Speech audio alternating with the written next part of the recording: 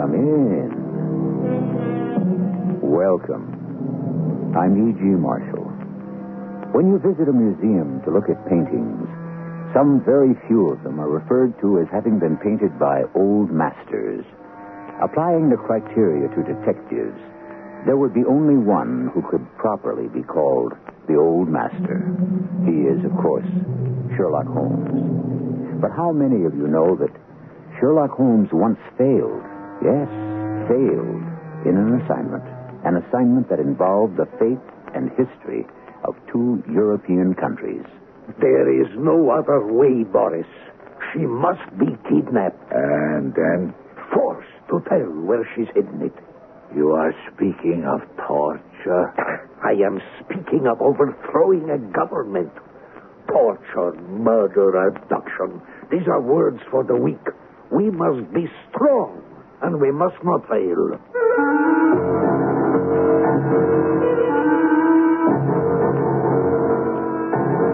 Our mystery drama, A Scandal in Bohemia, was adapted from the Sherlock Holmes classic, especially for the Mystery Theater by Murray Burnett, and stars Kevin McCarthy. It is sponsored in part by X-Lax and Buick Motor Division. I'll be back shortly with Act One.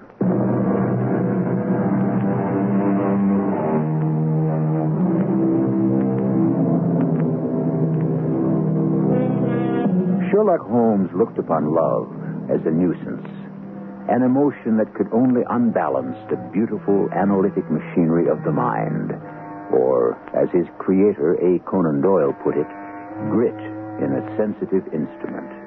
And yet, there was one woman Sherlock Holmes might have loved. She appears in this story, faithfully and fully depicted by the admirable Watson. Immediately after my marriage, I'd seen little of Sherlock Holmes. All I knew about my former friend and companion was what I read of his exploits in the daily press. One night in 1888, I was returning from seeing a patient. My way led through Baker Street, and I was seized with a keen desire to see Holmes again. I rang the bell of the well-remembered door, and shortly thereafter was greeted by my friend in the sitting room. Wedlock suits you, Watson. I think you've put on 7.5 pounds since I last saw you. Right, Joe. 7.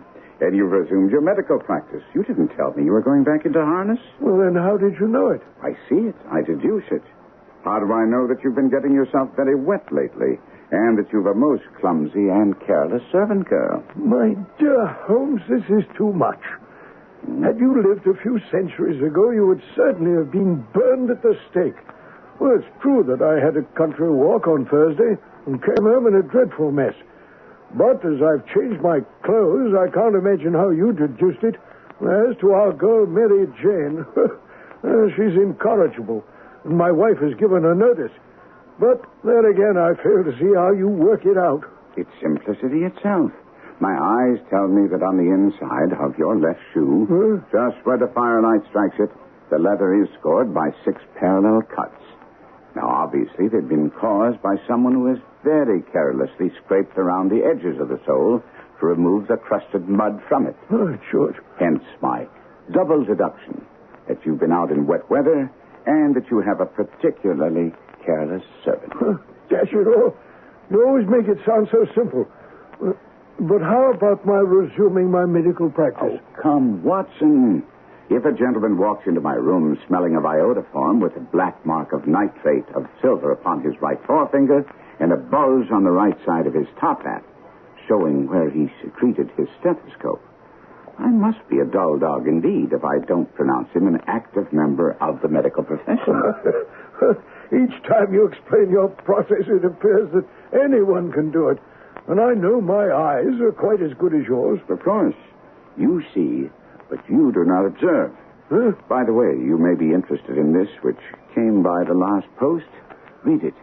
Right.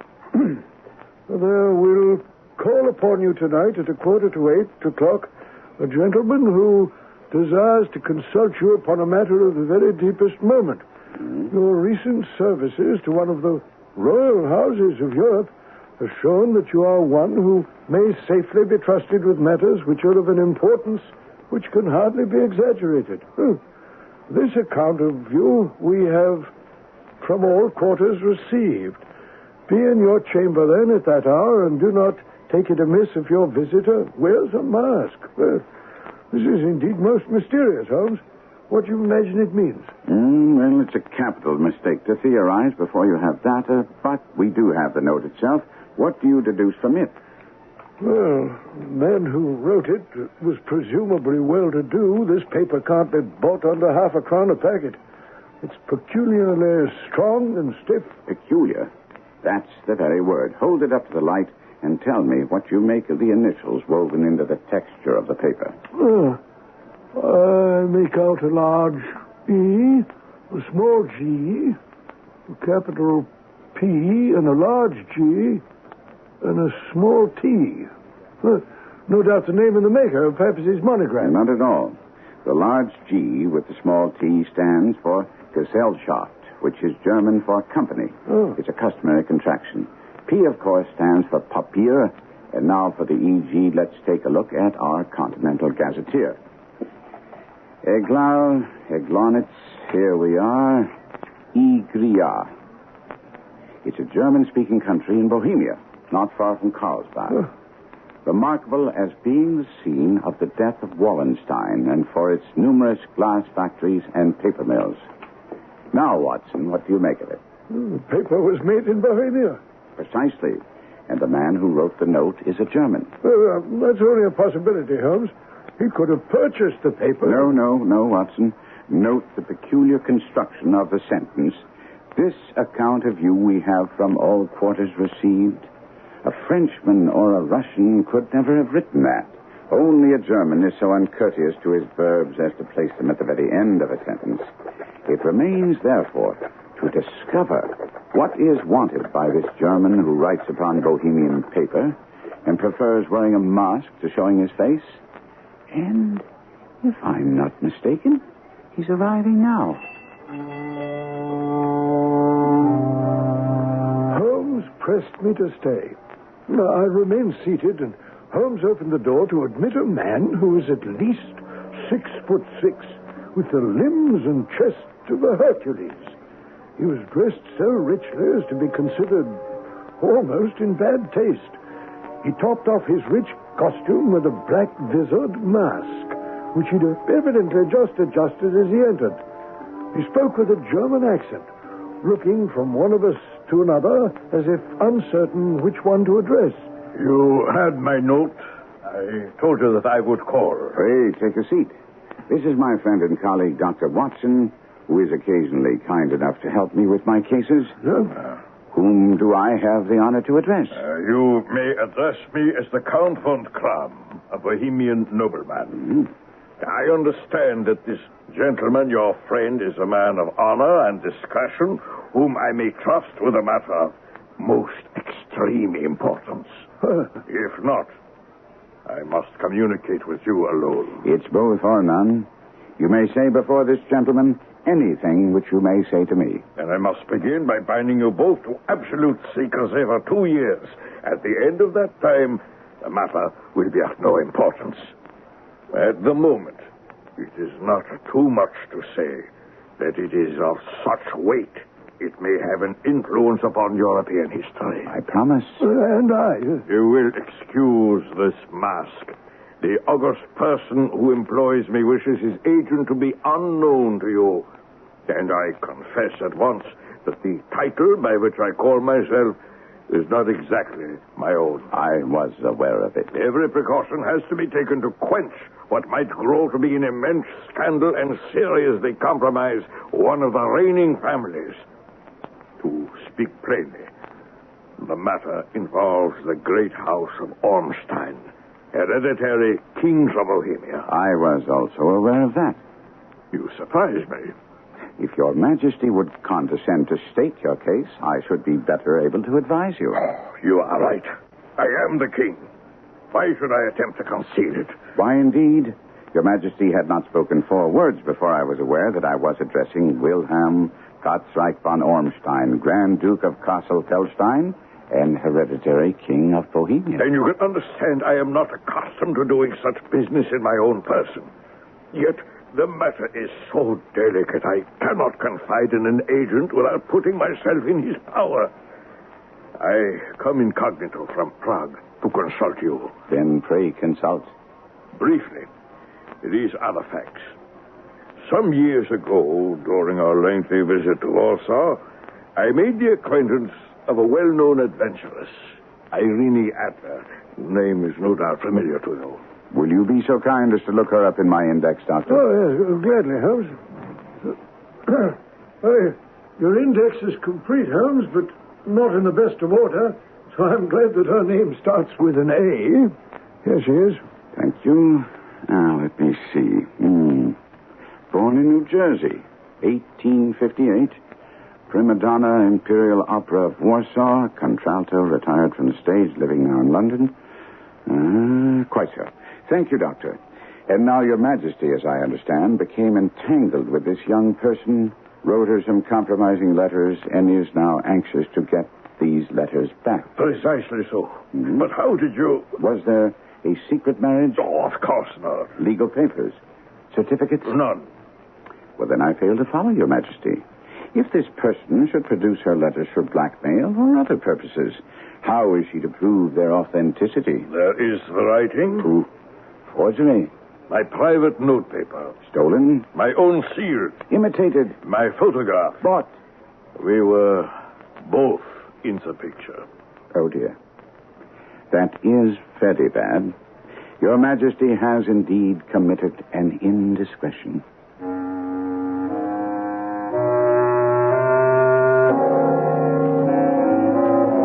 And so, as this story, A Scandal in Bohemia, shows, Holmes was not unknown to royalty, and royalty, despite masks, could not stay unknown to Holmes.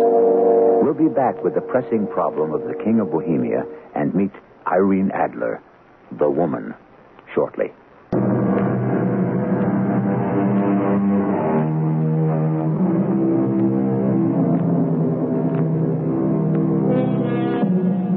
Sherlock Holmes in love? Perished the thought.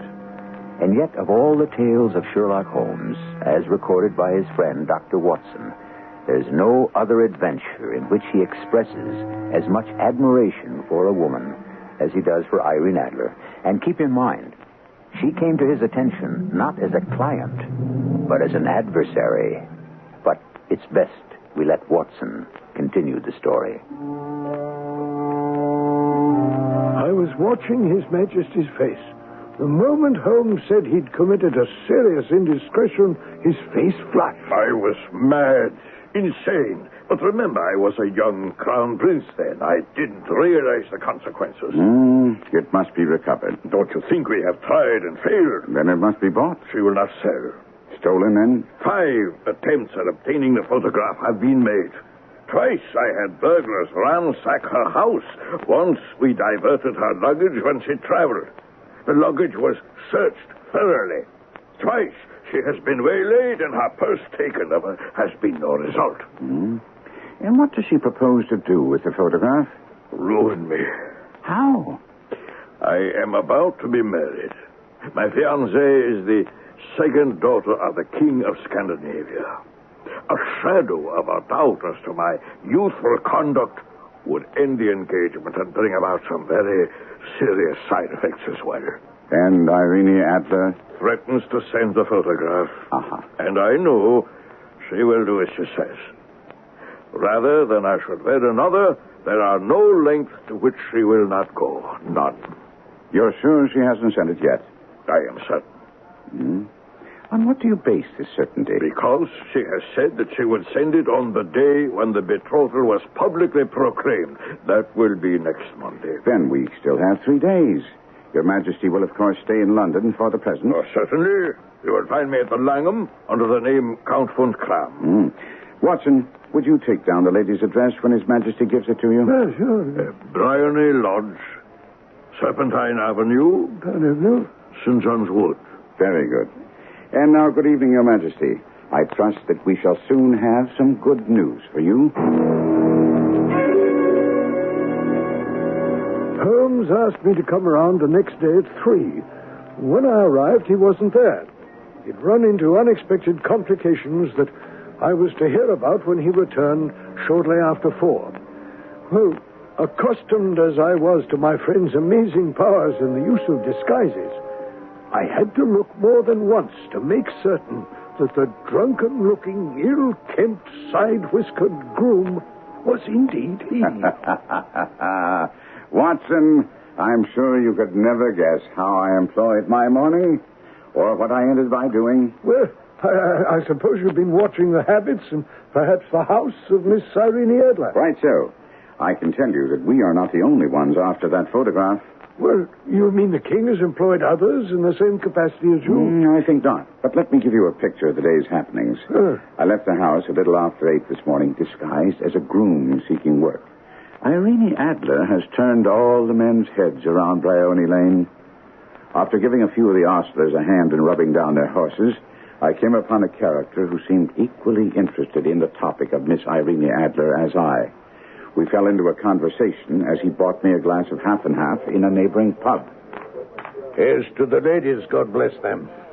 And to Miss Irene Adler in particular. May they all be as beautiful as she and as rich. She's well off, then. No, you seem like the kind of person a bloke can trust. Are you trustworthy, mate? It all depends. There might be a lot of reasons for you to be trustworthy if you don't mind taking a few risks. It all depends on what kind of risks you're talking about. Oh, nothing very big. Just helping out a little with the job we have in mind. Who's we? I don't like working blind. I have to know what kind of job you're talking about. Well, you might say it was a kind of a lark. With the lady who lives at Bryony Lodge? You're a sharp one, you are. That's the very one. Just a bit of a lark, that's all. The reason I picked you, mate, was because you have an honest face and showed a lot of interest in the lady yourself. You see, I was listening to you, mate. I thought it might be a good verse for me. What I have in mind might pay you a lot better. How much are we talking about? £50. 50? You didn't think I had an honest face? You thought I had a stupid face? Now, let me tell you, mate, I don't go for the rough stuff, so you can forget about me right now. The 50 ain't all for you. I need 4 or 5 boys who don't mind creating a bit of a dust-up around Bryony Lodge. And I need them tomorrow. Good luck. I ain't going to be one of them. I was thinking you'd get them for me. You look like a fellow who might know some chaps who don't mind a bit of fun and... You keep on about a bit of fun. Yes, you keep on and on about that. And your idea of fun and mine might not be the same, if you know what I mean. Well, you heard what all the grooms were saying about Mademoiselle's boyfriend, the one who visits her so frequent. Aye? Well, his best friend wants to play a little joke, you see. Sort of stage a kidnapping. Not a real one, of course, but... me and my partner will spirit her away, and then her boyfriend's pal sort of says, April Fool. And the joke's over. Don't sound very funny to me. A real gent's idea of fun is different than you and me. Well, mate, what do you say? By Jove, Holmes, this fellow sounds a proper villain. What did you say? Accepted his offer, of course. And got myself £25 in advance. But, Holmes, you can't possibly be contemplating doing what this fellow asks. Surely you must see that he's not joking, that he means to abduct Miss Adler. Of course, but you haven't allowed me to finish my day's adventures. The last part caps it all. After striking the bargain with this scoundrel, I set off on my own to take a closer look at Bryony Lodge and see how I could best turn these events to our advantage, when a handsome cab clattered up to the lady's door, and a dark, handsome gentleman jumped out. Wait for me, driver. I won't be a moment. He was as good as his word. A few minutes later, he came down the steps, ran down, jumped into the cab, and shouted, Drive like the devil. First the Grouse and Hankey's in Regent Street, and then to the Church of St. Monica in Edgware Road. £half a guinea if you do it in 20 minutes. He and his Hanson were hardly out of sight before a neat little landau drew up before the house, and I had my first glimpse of Miss Irene Adler as she rushed from the house. The church of St. Monica, John, and half a sovereign if you can reach it in 20 minutes. This was quite too good to lose, so while I was debating whether or not to make a run for it, and perched behind her landau, a cab came down the street. Before the driver could object to my shabby appearance, I jumped in, showed him a coin, and parrot-like said, "The Church of St. Monica, and half a sovereign if you make it in 20 minutes. But this is absurd, Jeff. You're naughty not to have thought of it. Everything was being done in such a rush, darling. I never thought about a witness. Well, here. This nice-looking gentleman, he'll do. Oh, thank heaven. Thank the Lord. Come on, man. What? What do you want? A witness to our marriage. And we not only thank you, but we thank St. Monica.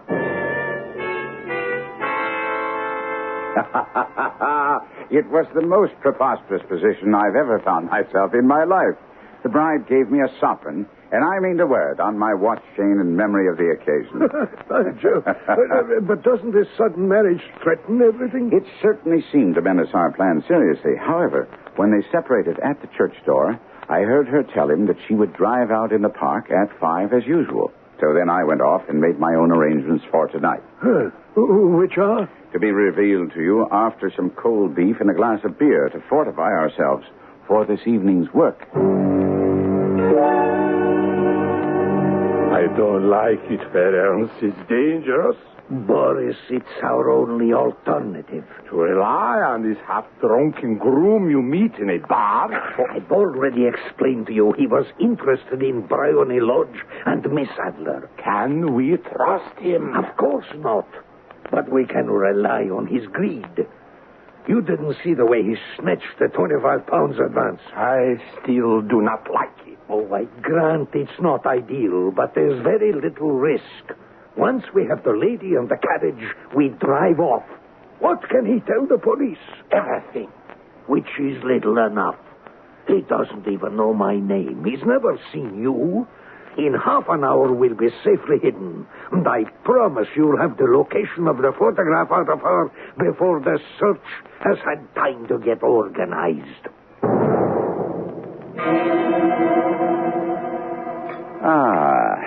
Now that the inner man's been satisfied, Watson, let's set our plans. I shall need your cooperation. Oh, I shall be delighted. Now, Miss Adler always returns from her drive in the park at 7. We must be on hand to meet her.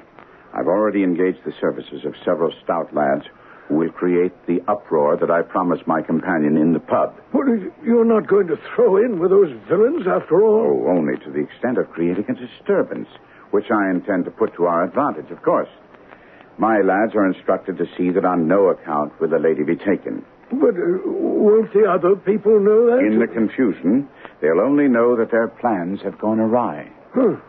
Have you any idea who they are or what they want with the photograph? Only that they've definitely not been hired by His Majesty. As to the rest, I can hazard a guess or two. Either they want the photograph to extort a pretty penny from His Majesty, or from some political purpose. In either case, it doesn't matter. What is important is your role. Oh, well, I'm impatient to hear it. There will be some unpleasantness, but on no account are you to interfere. I promise you it will all end with my being conveyed into the lady's sitting room. 4 or 5 minutes afterwards, the sitting room window will open. You are to station yourself close to that window. Is that all? No, by no means. Now, I have here an ordinary plumber's smoke rocket, fitted with a self-igniting cap at either end. You will throw this through the open window into the room, at the same time raising a good, loud cry of fire. Understood? Yes, but... I haven't finished, sorry. Your cry will then be taken up by a considerable number of people in the street. Then your part is finished. Walk to the end of the street, where I will rejoin you in 10 minutes. Clear? For the life of me, I can't see how you know you'll be taken into the room and then the window open. The explanation will have to wait, because now I must change for my new role.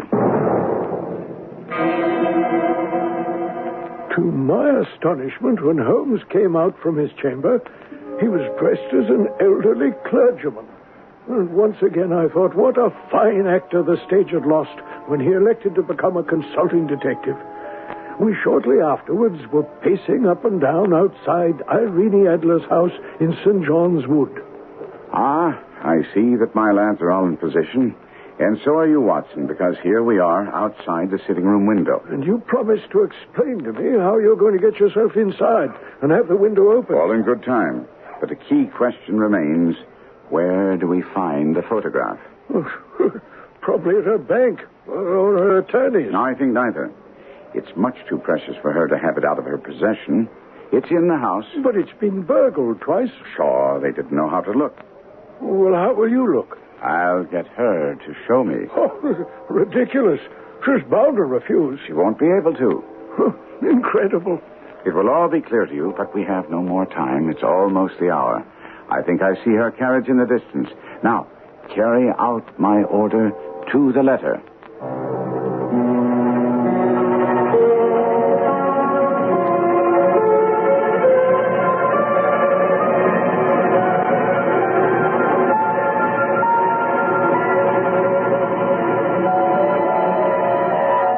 St. John's Wood has always been an exclusive, quiet, residential section of London. But in a very few minutes, that quiet is to be shattered by some shocking incidents, masterminded by Sherlock Holmes. We'll share with Watson an understanding of Holmes' scheme when I return with Act 3.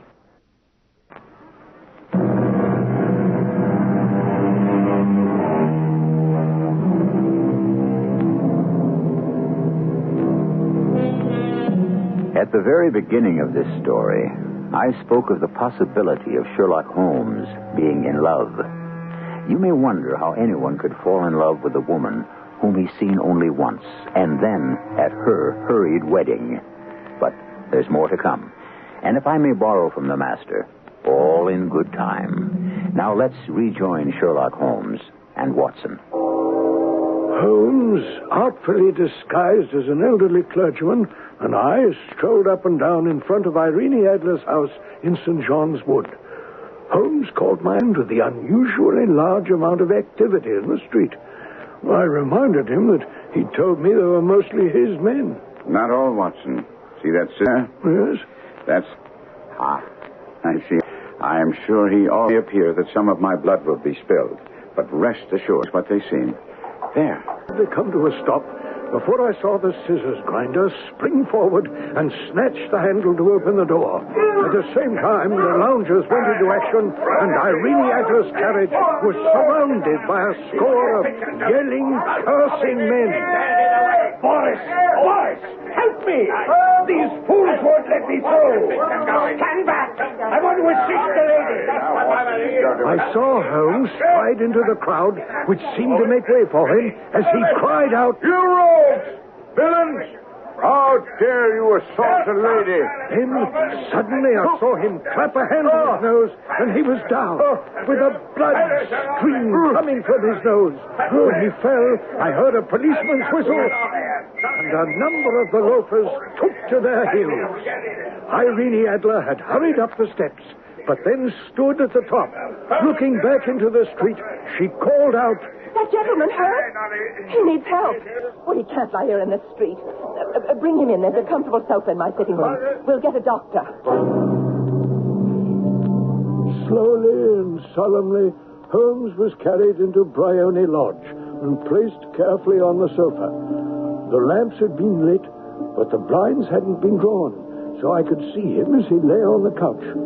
This truly wondrously beautiful woman bending tenderly over him. After a moment or two, I saw him raise himself with some difficulty, and they began talking. He later told me how the conversation went. I don't think you should sit up. I'm quite all right, dear lady. I'm more concerned about you. Oh, thanks to your bravery, I just had an unpleasant moment. Oh. What is it? What is it? Nothing to be alarmed about, I'm sure, but if I could have some air... Oh, of course. Marie, open the windows. As the maid opened the window, I saw Holmes raise his hand. The moment her back was turned, I tossed the rocket into the room and shouted, Fire! The cry was instantly taken up as thick clouds of smoke curled through the room and out the window. I slipped through the crowd and made my way to the end of the street and waited. In 10 minutes, I was rejoiced to find my friend's arm in mine, and we walked swiftly away from the scene. You did it very nicely, Doctor. Everything's right as rain.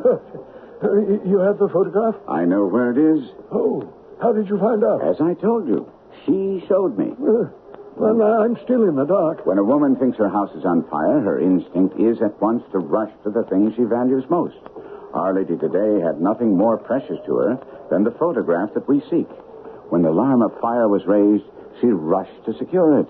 And she did? The photograph is in a recess behind a sliding panel just above the right bell pull.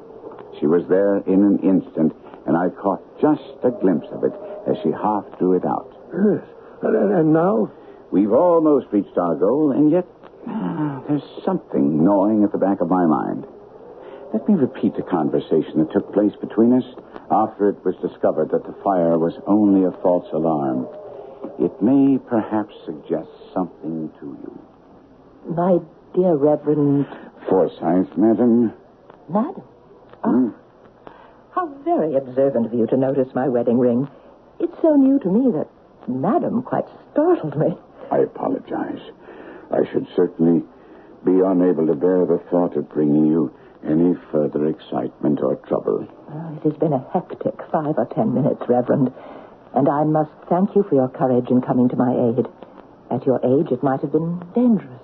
It was only a Christian act, providential, that I happened to be passing. Heaven does seem to be looking after me and my belongings lately. Heaven looks after us all, dear lady.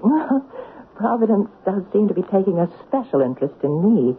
Only yesterday, when it appeared that my marriage might have to be put off because my future husband and I needed a witness there, quite providentially appeared a somewhat tipsy groom who served as a witness for us. And now, today, I'm almost set upon by a band of toughs, and the Lord sends me an elderly but foolhardy minister who risks his life and limb for a strange lady. It does seem that you're blessed. And now, when for a moment it appeared that my house, with all its lovely furnishings, would be ravaged by fire, I am again saved when it proves to be a false alarm. You may indeed consider yourself fortunate. But if you don't mind, I feel quite recovered. Oh, yes, of course. I'll have my coachman take you wherever you were going. I wouldn't think of it, dear madam. You've done quite enough for me as it is. I felt that it was wise to leave as quickly and with as little fuss as possible. And so I met with you. Well, then why this unease? From what you told me, you accomplished everything you set out to do. I did. And yet... Oh, hang it, man. It's just that there was something in her eyes. Oh, come now, Holmes. Don't tell me that you're mooning over a woman. Not at all, not at all. You misunderstand. But here we are in crowded Baker Street. Do you have the key? Well... Of course not. Dear me. I fear I'm getting somewhat absent-minded. Here's the key. It slipped a little during all my exertions. Good night, Mr. Sherlock Holmes. Who's that? Oh, search me. Some young lad in an ulster. He's just now hurrying off. I swear I've heard that voice before. I wonder who the deuce it could have been. Holmes took the puzzle of the voice to bed with him. He also invited me to spend the night because we were to be up so early the next morning. After sending a message off to my wife, I went to bed, and next morning around 7, we were engaged upon our toast and coffee when I inquired of Holmes the reason for our early rising. We're up at this hour, Watson, because the king shall be here shortly. His Majesty. I thought it might give him some satisfaction to regain the photograph with his own hands. Oh, well, that still doesn't answer. The lady will probably not be up when we call. We shall be shown into the sitting room, and when she comes down, she may find neither us nor the photograph. You have really got it. Not yet. But you have hopes. I have hope. Come. I am all impatience to be gone. We must have a cab. No, my brougham is waiting. That simplifies matters. Come along, Watson. The game is truly afoot.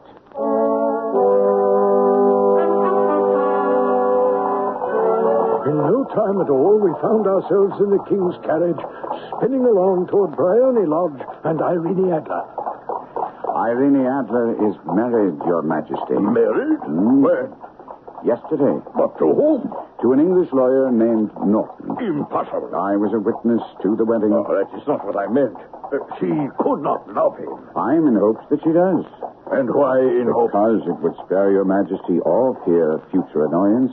If the lady loves her husband, she does not love Your Majesty. If she does not love Your Majesty, there is no reason why she should interfere with Your Majesty's nuptial plans. Well, what you say is true. And yet... You still have doubts? Oh, not about the truth of what you said. It is just that I wish she had been of my own station. What a queen she would have made.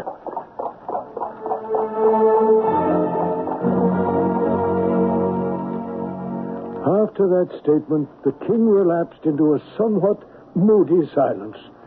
When we drew up in front of Bryony Lodge, the door was open, and Marie, the maid, stood upon the steps. She watched us with a curious expression as we stepped from the brougham and approached the door. You are Mr. Sherlock Holmes? I am Mr. Holmes. The mistress said you would, come to call. She did? Where is... Well, she left this morning with her husband by the 5:15 train from Charing Cross. She goes to Paris and then for a continental tour. You mean to tell me that she has left the country? Oui, never to return. The photograph. All is lost. We shall see. Come, quickly. The three of us rushed past the demure maid, and Holmes led us to the bell pull, tore back the small sliding panel, and pulled out a photograph and a letter. The photograph was of Irene Adler, herself, in the evening dress. The letter was inscribed to Sherlock Holmes, Esquire, to be left till called for. My friend tore it open. It was dated at midnight of the preceding night. We all three crowded around together to read it. I swear that as we started, we could hear her voice. Well, at least from the expression on Holmes's and His Majesty's faces, they could. My dear Mr. Sherlock Holmes, you really did it very well. You took me in completely. Until after the alarm of fire, I hadn't a suspicion. But then, thinking how I had betrayed myself, I began to reflect. I had been warned about you months ago. I had been told that if the king employed an agent, it would certainly be you. Your address had been given to me. Yet with all this, you made me reveal what you wanted to know. Even after I became suspicious, I found it hard to think evil of such a dear, kind, old clergyman. But, as you know, I have been trained as an actress myself. Male costume is nothing new to me. I often take advantage of the freedom it gives. I sent my coachman to watch you. I ran upstairs, got into what I call my walking clothes, and followed you. When I came to your door, I was convinced that I was really an object of interest to the celebrated Mr. Sherlock Holmes. Then I, rather imprudently, wished you good night and started for the temple to meet my husband. We agreed that our best resource was flight when pursued by so formidable an antagonist. So you will find the nest empty when you call. As to the photograph, your client may ease his mind. I love and am loved by a man better than he. The king may do what he will without hindrance from one whom he has cruelly wronged. I keep it only to safeguard myself. I leave a photograph which he might care to possess. And I remain, dear Mr. Sherlock Holmes, very truly yours, Irene Norton, née Adler. What a woman. Oh, what a woman. Did I not tell you how quick and resolute she was? I'm sorry that I have been unable to bring this business to a successful conclusion. Oh, on the contrary, I know that her word is inviolate. The photograph is now as safe as if it were in the fire. You will please tell me how I may reward you. Oh, this ring I take from my finger, I should be happy to. Your Majesty has something which I should value even more highly. Name it. This photograph. Irene's photograph? Yes. It is yours. Take it if you wish. Then I thank Your Majesty and wish you a very good morning.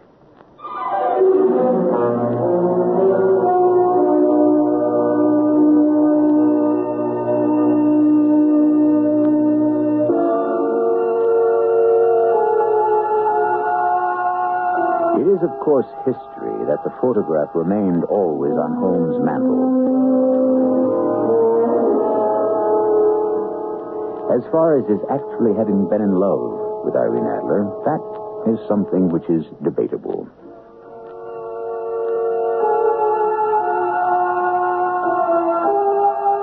I'll be back to give you my reasons for thinking it highly likely in just a moment.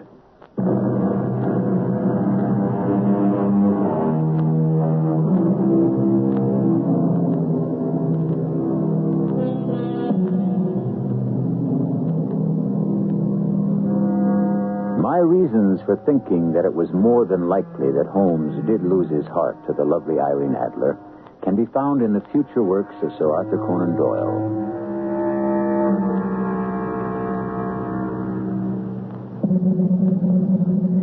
Prior to his writing A Scandal in Bohemia, he always had Holmes make merry over the cleverness of women. But from that story on, Holmes never again mocked the abilities of the fair sex.